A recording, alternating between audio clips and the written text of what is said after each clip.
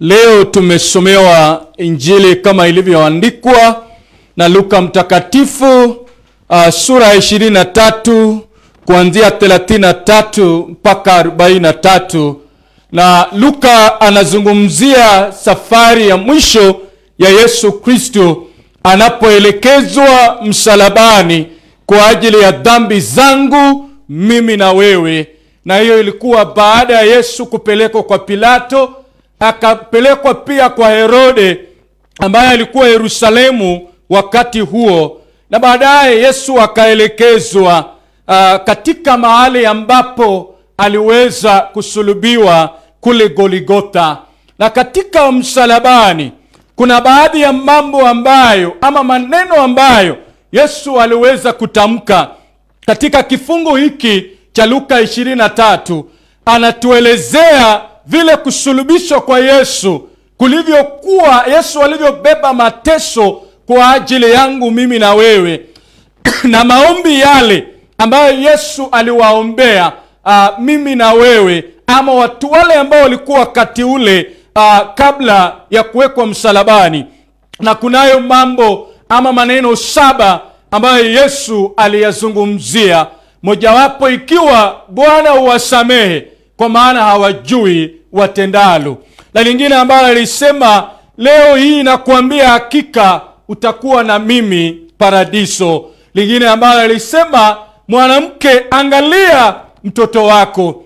Na pia akaambia Yohana, angalia mama yako. Na pia Yesu akasema ya kwamba, Bwana Bwana, mbona umeniacha? Na lingine ambalo alisema, niko na kiwi. Na baadaye akasema, yote yamekwisha. Na la 7, Baba, mikononi mwako naitia roho yangu. Kwa hivyo hayo ndiyo maneno 7 ambayo Yesu alisema kabla akaweze kukata roho. Leo nataka tuzungumzie lile la kwanza ambalo Yesu alisema, Baba uwasamehe kwa maana hawajui watendalo. Kwa hivyo wapendwa katika Bwana, leo nataka tuzungumzie kuhusu msamaha wa kweli. Yesu alikuja humu duniani kwa sababu yangu na wewe. Damu yake iliyomwagika msalabani ili ya kwamba mimi na wewe tuweze kusamehewa dhambi. Na ni kweli sio rahisi wanadamu tuishi katika uno ulimwengu pasipo kukosewa ama kukosea watu wengine. Mara mingi tunapoishi, kuna wakati watu wanatukosea, kuna wakati sisi tunakosea watu. Na msamaha ndiyo jambo la muhimu sana ambalo tulifundishwa na Yesu Kristo, ya kwamba licha ya kwamba watesi wake walimpitisha katika mambo magumu sana, lakini maneno yake alisema, Bwana uwasamehe kwa maana hawajui watendalo. Kwa hivyo msamaha ndiyo siri ambayo inatupatia uzima katika maisha na furaha katika maisha haya, ili ya kwamba tukaishi maisha ambayo ni marefu. Msamaha katika familia, msamaha katika sehemu ya kazi, msamaha katika shule, msamaha katika kanisa. Yesu ametuita kama vile yeye baada ya kupitia hayo mateso yote, lakini akainua macho yake na kumwambia, Bwana uwasamehe maana hawajui watendalo. Wapendwa katika Bwana wanaotusikiliza na kutuangalia, Mungu ametuita ili ya kwamba nasi tufuate mfano wa Kristo Yesu, ili ya kwamba tuweze kuwasamehe wengine. Katika dunia hii, mtu mmoja akasema ya kwamba tembea na vitu viwili, tembea na moyo wa kusamehe na pia tembea na moyo wa kusamehewa. Maana kuna wakati ambao utakosea watu na kuna wakati ambao watu watakukosea. Kwa hivyo tuwe tayari kuweza kusameheana. Mambo mengi yameharibika humu ulimwenguni kwa sababu ya kukosa msamaha. Familia mingi zimeweza kusambaratika kwa sababu ya kukosa msamaha. Lakini Yesu anatufundisha katika Injili hii ya kwamba alipitia mateso mengi sana, lakini baadaye akasema, Bwana uwasamehe maana hawajui yale ambayo wanayatenda. Shida yetu wanadamu, badala ya kutembea na moyo wa kusamehe, tunatembea na kitabu cha makosa. Mtu akikosea unamuandika. Wapendwa, wakati umefika kutupilia mbali kitabu cha makosa na kuweza kutembea na moyo wa kusamehe na moyo wa kusamehewa, ili ya kwamba wa Mungu aweze kupendezwa nasi. Na ikiwa unataka watu wakupende, basi wasamehe watu na watakupenda sana. Najua wakati mwingine sio rahisi kusamehe. Hata Yesu alipitia kipindi hicho kigumu sana.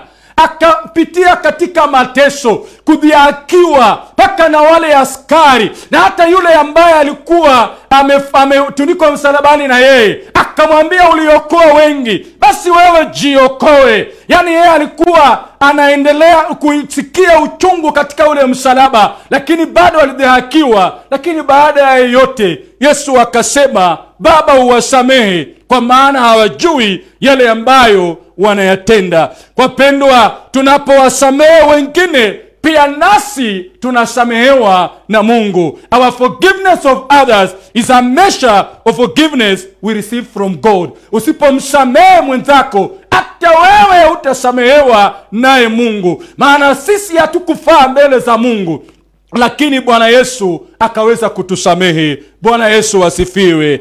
Kwa hivyo wapendwa, Mungu anatuita tuweze kusamehe, na kunazo kanuni za msamaha wa kweli. Kanuni ya kwanza ni msamaha ni amri ambayo Mungu alitupatia. Forgiveness is a command and not an option. Mungu alitupatia msamaha kama amri, na akasema katika sala ya Bwana, utusamehe kama vile sisi tunavyosamehe waliotukosea, katika Mathayo 6:14 mpaka 15. Kwa hivyo msamaha ni amri. Wewe na mimi ambaye unatutazama, Mungu anatuita ya kwamba tuweze kusamehe. It's a command. When you forgive, hata wewe Mungu atakusamehe. Angalia ndani ya maisha yako, ni nani ambaye umembeba ndani ya moyo wako, na uachilie ndani ya moyo wako, ili ya kwamba ukitaka Mungu akusamehe, na uweze kuwasamehe na wengine. Pia kanuni ya pili, msamaha ni kutafakari kuhusu neema ya Bwana. Tunapowasamehe wengine, msamaha ulio wa kweli, tunatafakari katika zile neema, the grace of God. Hatukustahili hata kuiona siku ya leo. Hatukustahili kuwa mahali hapa. Wewe na mimi hatukustahili hata kuwa hai siku ya leo. Lakini kwa sababu ya neema, kwa sababu ya msamaha, deni la dhambi, Yesu Kristo akatulipia msalabani pale Golgotha, akasema yote yamekwisha. Wapendwa, msamaha tutafakari kuhusu hii neema ya Bwana, neema ambayo Mungu ameitia ndani ya maisha yetu. Na kanuni ya tatu, msamaha huu ambao tunaongelea ni msamaha ambao unafaa uwe bila masharti. A forgiveness is unconditional.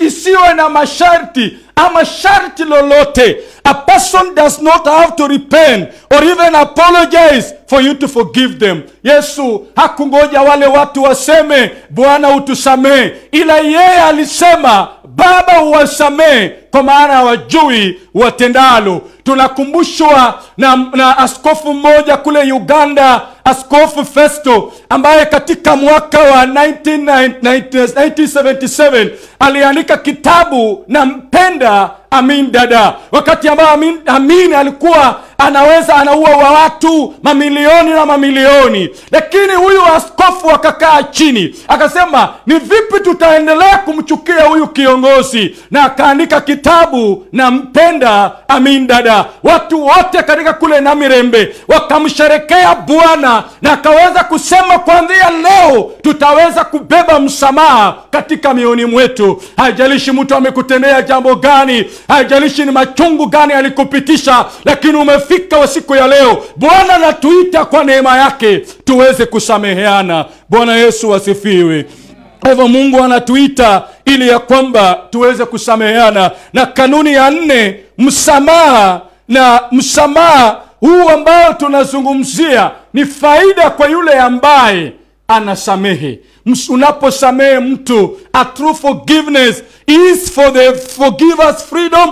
Tunaposamehe, hata sisi tunapata uhuru. Mara mingi wanadamu tumefanya mioyo yetu kuwa kama jela ya kamiti. Tumefunga watu wengi sana ndani ya mioyo. Mtu uko 1 GB umebeba mtu 16 GB kwa moyo, mpaka walking style inabadilika kwa sababu wewe umekataa kusamehe. Achilia watu ndani ya moyo wako. Wacha kubeba watu, wacha kubeba stress zao. Wewe achilia watu na uweze kuwasamehe. Maana hata wewe na mimi tulisamehewa, nawe pia una jukumu, mimi na wewe tuweze kuwasamehe wengine. Bwana Yesu asifiwe.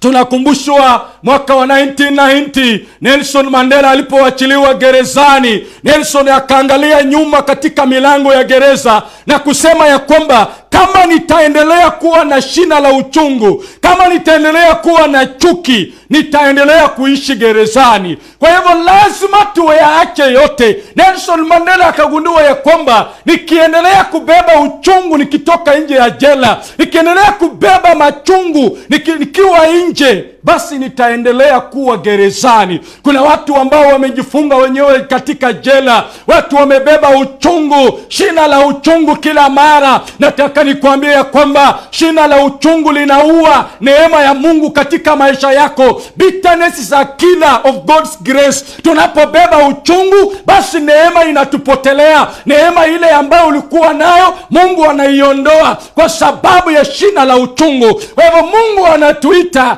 tuweze kuyaachilia yote. Tunapoimba wimbo ya kwamba I surrender, achilia yote kwa Mungu na umwambie Bwana, peke yangu siwezi, nisamehe Mungu, na unipe neema ya kusamehe kama vile wewe ulivyowasamehe na wengine. Wapendwa katika Bwana, Mungu atujalie sana tuweze kusamehe. Mandela aliamini ya kwamba msamaha sio ile alama ya kuweza kuwa mvivu, ila ni nguvu ambayo inakuweka kuwa huru. Ukitaka kuwa huru ndani ya hii maisha, lazima uwasamehe wengine. Sijui ni nani ambaye umembeba ndani ya moyo wako asubuhi ya siku ya leo. Sijui ni machungu gani ambayo umeyabeba. Paulo anasema katika Wafilipi 3:12 ya kwamba jambo moja nafanya, na yasahau yote yaliyopita. Sijui ni nani wakati huu ambao unatutazama, ni mengi gani ambayo umebeba ndani ya moyo wako. Leo hii nataka tumwambie Bwana, anza kumwambia Bwana ndani ya moyo wako, Bwana ninawaachilia, nipatie, nijalie neema ya kusamehe katika jina la Yesu.